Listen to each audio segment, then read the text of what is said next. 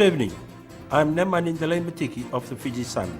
Welcome to Fiji's first TV editorial show.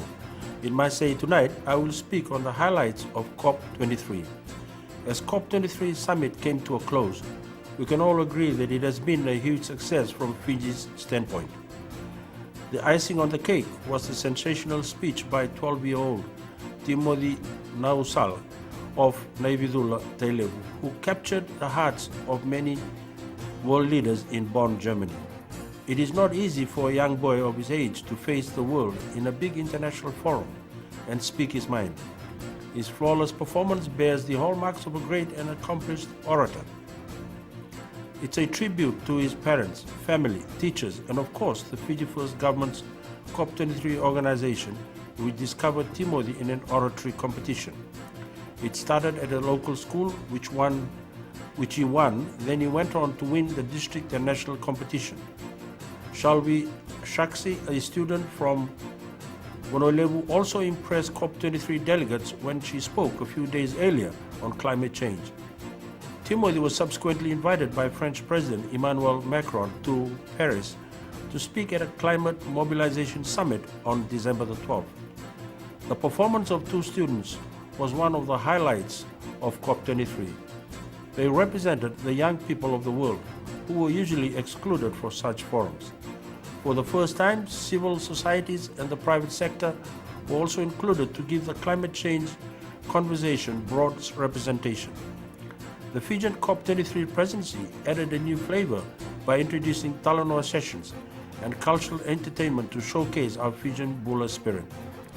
All those who have been involved in making COP23 a success, from the Prime Minister Voreqe Bainimarama as COP23 President, to Attorney General and leader of the Fijian delegation Ayaz Sayed Kayum, COP23 Secretariat and the leader of Team Fiji and the rest of Team Fiji deserve recognition and hearty congratulations for a job well done. We have shown that we have the capacity to head a top international summit, and it is not the first time. We co-hosted the United Nations World Ocean Conference with Sweden in New York in June. We can be creative and achieve the desired outcome. We used our uniqueness to create awareness about the impact of climate change, particularly the poor and vulnerable island states.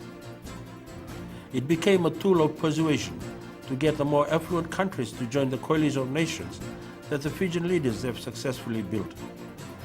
We can foot it with the more richer and developed countries and not be afraid to speak out on issues that concern us, particularly on climate change. We have outstanding leadership.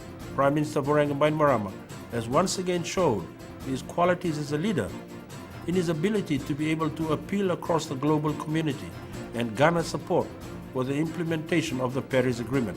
His Deputy Attorney General and Minister responsible for climate change, Mr. Ayaz Sayed Kayum, who led the Fijian delegation, also came through as a smart negotiator and gained significant inroads into the complexities of the international relations in terms of climate change and its implications. COP23 has lifted the Fijian profile into a new level internationally. Yet, some Fiji Labour Party politicians, like its leader Mahendra Chaudhry and Aman Ravindra Singh, and political activists like Chon Ntakabula, displayed their tunnel vision and narrow-mindedness when they criticized the Fijian participation at COP23 in the FLP annual delegates conference in Suva yesterday. Some wild and unsubstantiated claims were made to score cheap political points. They may be exercising their democratic rights, but they don't realize the damage it could cause in creating doubts, fear, and anxiety at a time when we are trying to build national unity. Of all politicians, Mr. Chaudhry should know the value of these international meetings because he was PM once after the 1999 general election. Our national interests are linked to what's happening internationally. We cannot be an island to ourselves. Fiji had been the voice of the vulnerable and the poor at COP23. The richer and developed countries heard it clearly, many joining the ranks to back the climate change battle. The reality is that we need, like other small island states, financial and professional assistance in climate change adaptation. Doors are opening and assistance is starting to flow. The people of Fiji can no longer be fooled by the politics of old that has cost us much grief and pain in the past.